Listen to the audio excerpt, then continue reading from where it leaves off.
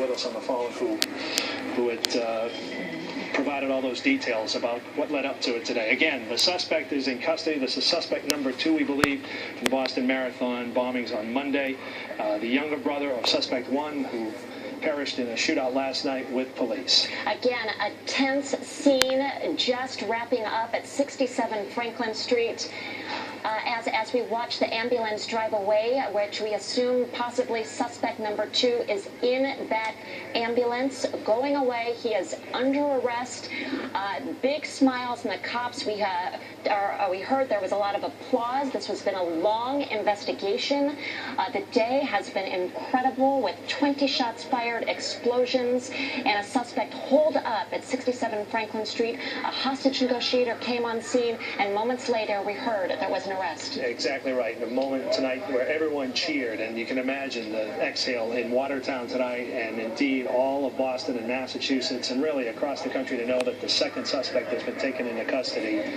And this is the ambulance leaving now. We understood he was injured. We were told that he had obviously injuries that were, we don't know if they were life-threatening or not, but that he was definitely compromised. They found him in the boat tonight.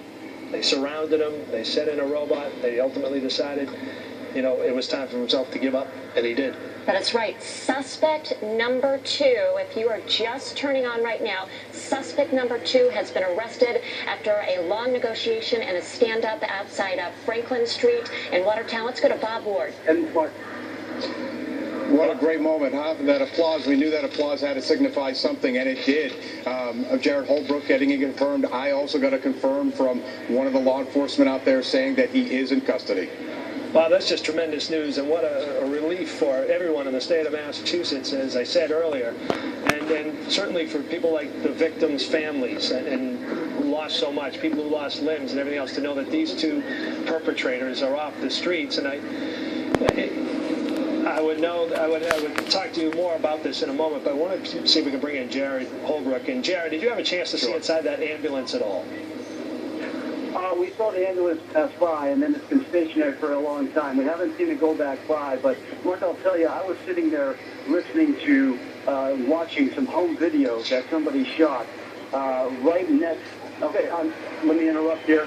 I'm hearing applause from the crowd right now. Applause from the crowd. Everybody's screaming, yay. They're excited that the suspect has been in custody here. Now, I was sitting here watching some home video of somebody shot on their cell phone right next to where the gunshots were going off, right there. And our friend Paul from earlier talking about the series of gunshots,